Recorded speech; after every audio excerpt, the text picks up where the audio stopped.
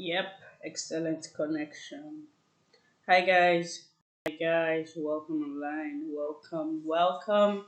It's been a while. We didn't have a live last week. I apologize for that. It's been quite some intense week, I must say.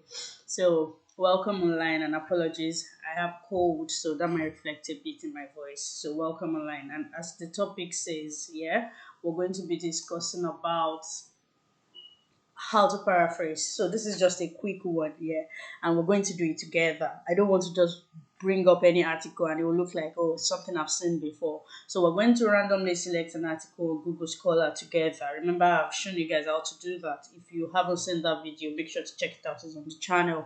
We're going to select an article on Google Scholar, and then we're going to try to paraphrase some things in it, and then I'm going to tell you how what part of an article you're supposed to reference, or how you get um how you get the part of an article that you reference in your work. So let's just go over all that, and then by the time we're done, we'll round up. Don't forget, always check the description box for my email if you need to send me an email and all that. So let's select a random article. Does anyone want to give us a topic? Do you have any topic you want to give us? And then let's see. Is anyone giving us any topic? Anything? Anything? In three, two, one. Okay. So I think I'm just going to randomly select a topic myself, and one of my favorite topics of all times is always what diabetes or schizophrenia. I love those topics. I don't know why, but I do. So we're going to check something on diabetes management. Let's just see what's out there. So these are some recent articles, yeah, fairly recent, yeah, but 1995 is not recent. You remember how to use Google Scholar, so I'm not going to even go into that at all. So we're just looking for a free article, an article that is free, and then we can view all the sections. So let's try this very first one. Open link in new tab. All right, so this is pretty much random, and you want to anyway. I can always access for school. Let's see. Okay.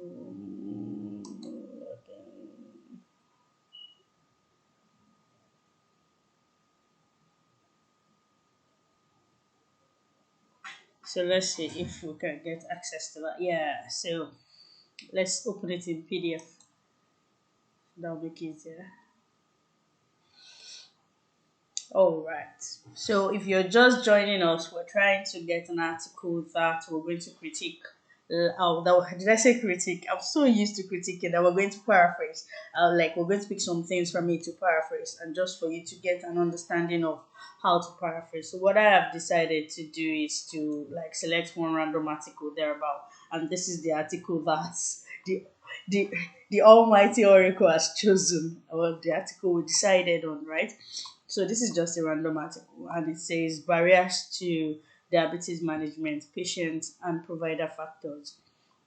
Oh, actually, this is a review, and that's okay. So we have the abstract, we have so many other parts of it. Who wrote it?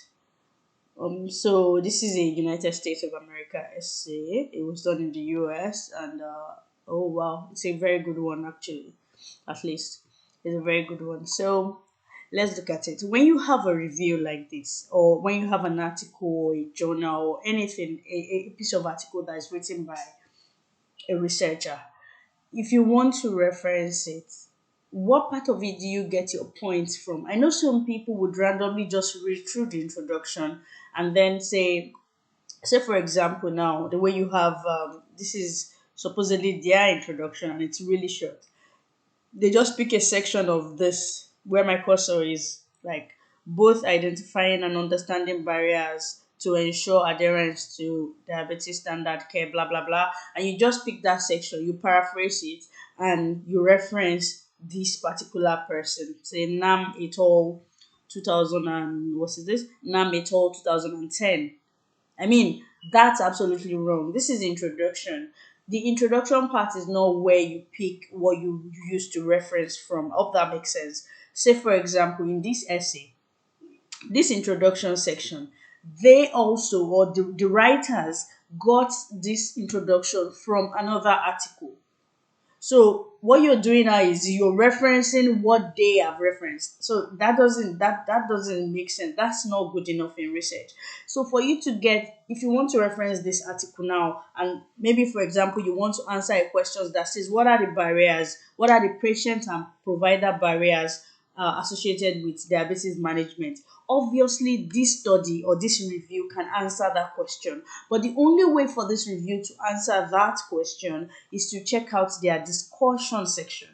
The discussion and the results section are aspects where you can actually get something to reference, not the introduction. If you reference the introduction, then you're just referencing someone else's work, not their own work. Their own main work will be seen, and like their findings, their discussion, their conclusions, their recommendations will be seen in the discussion section, like results and discussion section. So those are the areas that you want to concentrate on when you want to reference or paraphrase a particular article. That's where you pick your points from.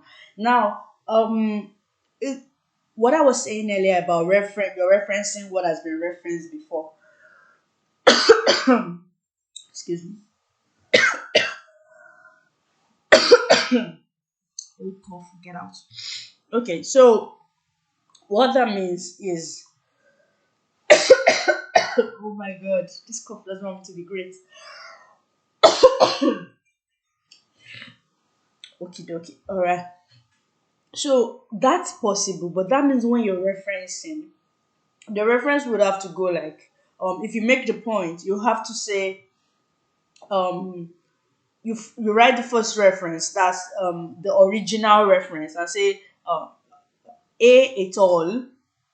Cited by this person. I mean, that doesn't that cited by maybe this article, cited by what's this again? Cited by Nam et al. 2010. That doesn't make sense. Instead, this is what I will advise. If you see a point in maybe the introduction, the literature review aspect that you like, that you think is a valid point, and you would like to make that point, instead of just copying directly and just claiming that this article said that when it hasn't, you can easily go to the reference section and just copy the DOI of the, let's see if we can get an example of a DOI here. Copy the DOI of that reference and do what? Go and look for that article itself and then read it yourself and be able to decide whether what this person has written is correct. Because I mean, if you're referencing what someone, if they reference something and you also reference what they've referenced, in transition some piece of information might become missing. So now that I put that out there, now let's paraphrase a bit. Let's pick some things randomly. So we're coming to the discussion section of this topic. Do you need me to zoom this? Do you need me to zoom this a bit? You need me to zoom this at all? But then let's focus on this, okay? So discussion and conclusions. Okay. So it says effective type 2 diabetes management is widely acknowledged as challenging for both patients and their healthcare providers. That makes sense, right? I mean, it's pretty much understandable that if you want to manage type 2 diabetes effectively, as in if you're providing an effective management, it's not an easy thing for both the patient and healthcare providers. So how do we paraphrase this without plagiarizing, without what else now? Without plagiarizing, without just changing random words and claiming it as paraphrasing. The first thing I always say is try to read it and understand it. And like I've said now, the statement says effective type 2 diabetes management is widely acknowledged as challenging for both patients and their healthcare providers, right? And this study said that. So if you want to maybe make this sentence now in an essay, there are several ways you can make it. Now, this study, don't forget the references, Nam et al. So you can say Nam et al. 2010 acknowledged, are you getting that? They acknowledge the challenges associated with type 2 diabetes management affecting diabetes management, comma, affecting both patients and healthcare providers. I mean, what you have said and what they have written is the same thing, but you've said it in another way because they said it, so you're quoting them. So now et al. They acknowledge the fact that management of type 2 diabetes is challenging for both patients and healthcare providers. There are several ways you can put that. Do you understand? So it's not just, I know what most people do is they now come and say adequate instead of effective, they change it to adequate. Adequate type 2 diabetes intervention, they change the management to intervention, is widely known to be challenging. I mean, that way you're not paraphrasing, you're just changing words. But now compare it to Nam et al. 2010 has acknowledged the challenges associated with type 2 diabetes management. Do you understand? Or you could effectively just say what I said earlier, saying the management of type 2 diabetes, uh, how do we put that now? The management of type 2, that's if we don't want to quote NAM at all. So we can easily say the management of type 2 diabetes is known to be challenging for both patients and healthcare providers. And if you want to go a step further, as acknowledged by NAM et al. 2010, we're saying the same thing. Where I mean, if we write that and you write this, it means the same thing, but we're not just changing words. That's the part I want you to understand. So you need, if you want to paraphrase, you need to understand what you're paraphrasing. So two rules now going forward. Remember, I've said number one, never paraphrase introduction and claim it that the writer of the article said that, especially in journals and all that. Introduction is usually sources gotten from other places, not by the primary writer.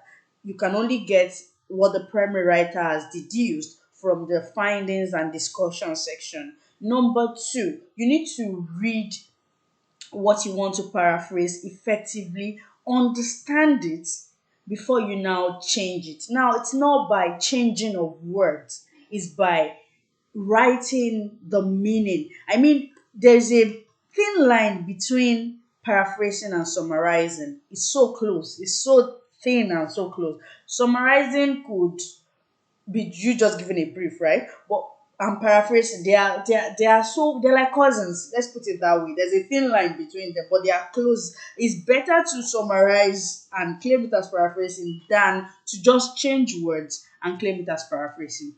So let's go further and just do a bit more example, and then we can log off. And I hope that you guys get the message. So two main points here. I hope you've picked on that. Now let's go forward. Several patient factors may contribute to type 2 diabetes management: adherence, beliefs, attitude, knowledge, ethnicity, language ability, financial resources, comorbidities, right? Seven studies found that adherence to self management are influenced by individual financial resources, beliefs, and all this. I don't want to paraphrase this though. This in turn positively affected glycemic control. Knowledge alone, however, does not necessarily lead to good adherence to self-care if other barriers still exist. So let's paraphrase this. I mean, we'll come back to this and say, because there are several examples, so I want to explain something, but let's start with this one right here that says that can we zoom this a bit? No, I can't find any button that says zoom. But okay, so it says knowledge alone, however, does not necessarily lead to good adherence of self care if other barriers still exist. So, what this is saying in essence is even with good knowledge, there are several other barriers that affect control of diabetes aside knowledge, right? So knowledge alone is not sufficient. Do you understand? I mean, that's what it means. So how do we put that? It says knowledge alone. however, does not necessarily lead to good adherence of self care if other barriers still exist. So you can say that by saying, you can write that now by saying, the exist so knowledge, you can say knowledge is not solely responsible, right, for good adherence of self-care. I don't know what they're talking about, but that's how I would phrase it. Knowledge is not solely responsible for good adherence of self-care. There are other important factors that are involved, right? I mean, that's pretty much what they're saying. So knowledge alone is not sufficient. So if there are other barriers, if the other barriers are still there, then the problem of good adherence to self-care will still exist. Do you understand? So all you have to say is make sure you note that knowledge alone is not enough. So knowledge, that means knowledge alone is not solely responsible for good adherence of this. Other factors are involved as well. Or you could also say that um the existence of knowledge without other barriers, or the existence of knowledge without other barriers being acknowledged, will not lead to any change in adherence to self-care. So the point you want to make there is there is knowledge, but it doesn't act alone.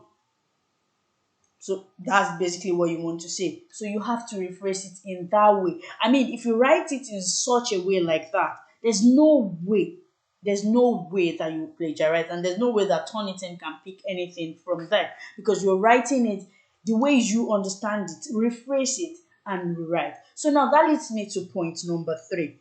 When we write, oftentimes people write, when you read some things in academic writing, you just have to wait a minute to dissect and digest it for you to understand it. Oftentimes it has simple meaning. So when your lecturers, your tutors, all of them, when they pick up your work, all they want to read is they want to read something relatable. They don't want to read some big grammar or mixed complex words that they don't understand. If you write something that is relatable, it shows that even you understand what you're saying. But if you just copy and paste and gum together, at the end of the day, they'll be like, "Ah, it's like this person self is just gumming together," because they themselves don't understand. So that's the first clue for them to say, oh, I mean, natural English won't sound like this. So obviously, this person has copied this thing from somewhere, even without turning it and picking it up.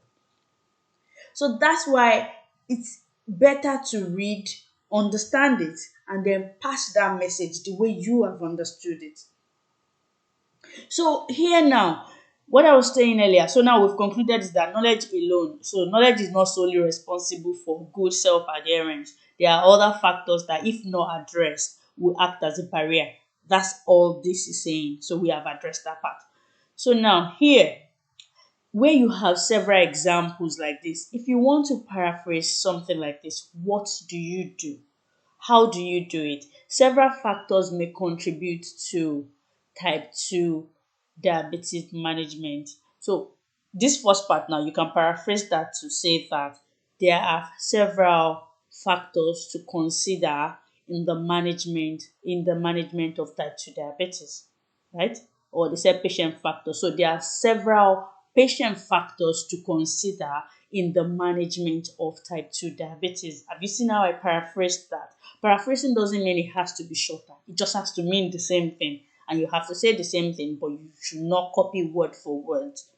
Do you understand? So now here you have several examples: adherence, beliefs, attitudes, knowledge, everything like that. So there are two ways to go about this.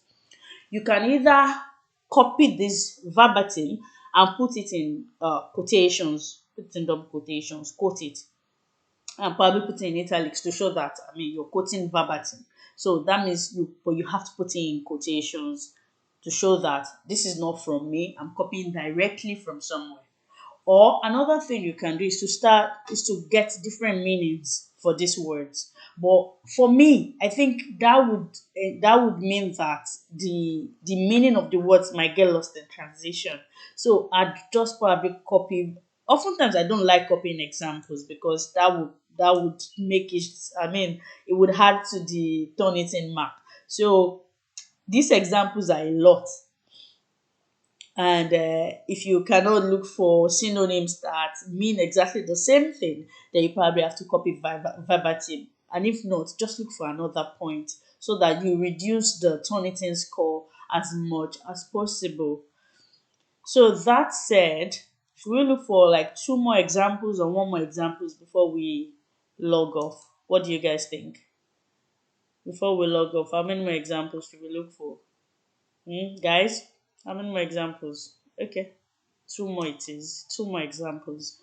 Okay, so let me just randomly pick a sentence. So, like here, it says greater understanding of health issues related to culture is critical because cultural beliefs and practices may facilitate or deter diabetes management. So, there are 2 points or 3 points here.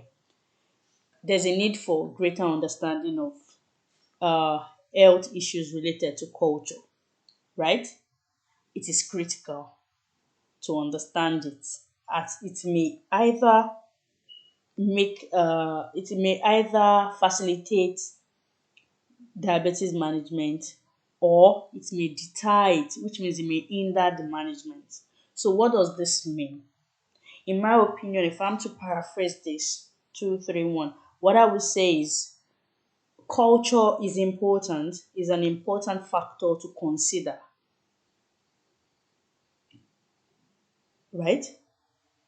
Is an important factor to consider in the management of diabetes, as it plays a role in either hindering or facilitating. I'm still going to use the word facilitate, in the either hindering or facilitating the management. So culture plays a huge role in culture and cultural beliefs, let's put it that way, plays a huge role in the management of diabetes, because that is all what this is saying. It says greater understanding of health issues related to culture is critical because cultural beliefs and practices may facilitate or deter diabetes management. In summary, all they are saying is culture is an important factor when it comes to diabetes management, as it may be a plus or a minus, meaning it may make the diabetes management effective, or it may either hinder it may hinder it as well. So why not put it that way? You don't have to write it the way they have written it. So you just, instead of saying greater knowledge of health issues, because that's what most people do, you change it. No, what I would do is culture is an important factor. I mean, you already see that it's not said here. It's not implied, or it's implied, but it's not written that way. But by the time I say what I understand by this, it means exactly the same thing. So it's not like you are writing what's not there. It's just that you are writing it in your own words. And that's the most important part. That's what makes the reading understandable. That's what makes your lecturer know whether you have copied and pasted or whether you really truly read and you understood it. So you have to write it in English that is normal and understandable. There's no reason for you to go and be looking for good grammar. Some of you will pick up dictionaries and then be looking for synonyms of words every time you want to change. Like you look for the synonyms of greater, look for the synonyms of understanding. That's too difficult. Just read it, digest it, understand it, and then write it in your own words. That's how you paraphrase and you don't plagiarize. As in, plagiarism will be far from you. You just do your Turnitin score and you have Turnitin score of 3%. Whoo! Or 6%, say plus references of 6%. I mean, that makes all the sense in the world. So that said, one more example and we are done for today. So where should we pick that example from? Let's just look for. Okay, so let's look for this. This is really short. So how do we paraphrase it? It says diabetes is a complex disease and the barriers to its management are multifaceted. multifactorial. What does that even mean? What do you think it means? Diabetes is a complex disease. There are 2 points. And the barriers to its management are multifactorial. So, meaning diabetes is not a straightforward disease. It's not an easy disease to manage. And the barriers to the management involves several factors, like it's multifactorial. There are several factors involved. So if you are to write this for me, you see, it's stated that diabetes is a complex disease. I mean, how do I want to change that without losing that word complex and disease and all that? So I just put in quotes verbatim. Diabetes is a complex disease. I put in quotes because I'm quoting someone, but do not do too many quotations in your essays. One or two is enough. If you have like five, six quotations, that's too much. That's like plagiarism pro max. You're just camouflaging your plagiarism, but two or three is fine. One or two, if you ask me, but two or three is still fine. But anything above that is just excess. That's just you plagiarizing. So what I would do is diabetes is a complex disease. That's what this has said. I don't want to change just what it is correct. So I put that diabetes is a complex disease. I put it in quotation to show that I've copied it somewhere. That's what someone else has said. So I continue by saying just that. I just put only that diabetes is a complex disease. Yeah. And it says the barriers to its management are multifactorial. So diabetes is a complex disease with several barriers affecting its management. Full stop. These barriers involves several factors. You see what I've done? I made it two sentences because I mean I have to pass what I understand. It's not okay to just quote everything. What I understood by what he said is fine. Diabetes is a complex disease. I have said that, and there are several barriers that are involved in that. There are several barriers that are associated with the management of diabetes or with diabetes management. Full stop. Do not forget the multifactorial. So these barriers in question involves several factors. So that's how you go on. You're not you see their own, it's just one line, I mean one sentence, and that's it, they're done. But I could not fit it into one sentence. It had to be two sentences for me to be sure that I have passed the exact thing they have. I'm saying the exact same thing without copying their words. Does that make sense? I mean, so that's pretty much it. So it doesn't matter the number of sentences you have to break it into, even if they have just one sentence, but you want to say it. And to pass the message across effectively, you have to break it into three or four sentences. Then that's absolutely fine. Just make sure that you're not saying anything different from what is being said in the article. So that's pretty much it. I just said to quickly jump on here. This code is really disturbing me and this cough. So I just said to quickly pop on here and just show you guys how to paraphrase, and that's pretty much it. That is how you paraphrase. To paraphrase effectively, don't forget the 3 points I have that we mentioned today. If you don't take anything away, take away those points. All right, guys. And if you want to leave a comment, leave a comment. Tell me the 3 points. Actually, tell me the 3 points in the comment section. Let me know if you actually got it. And if you have any queries, any questions, any help that you need, just remember to shoot me an email. My email is in the description box. Send me an email without sounding very entitled. Send me an email and let's see how I can help you out and if I'll be able to be of any help to you. So guys, that's pretty much it for today. I hope that you've gained a thing or two. And if you want me to do another video on how to paraphrase, you want to give more examples, let me know and I will do just that. But I hope that you gained a lot from this video. Thank you for staying with me. Thank you for hearing from me. Thank you for listening to me. It's been a pleasure having you guys, and I hope I can be back and consistent as well because man, it's not easy. All right, guys. So till I see you guys again, or till you see me again on Saturday. Now, when is next post Saturday? My next video on Saturday. Okay, guys. Make sure you put a smile on somebody's face. Bye. Bye. Imagine. Look at the Zoom I was looking for. Bye, guys. Anyway, we finished that. Oh, it would have been so nice to be able to zoom it this way. Ah, too bad. We're done already. See you guys later. Bye.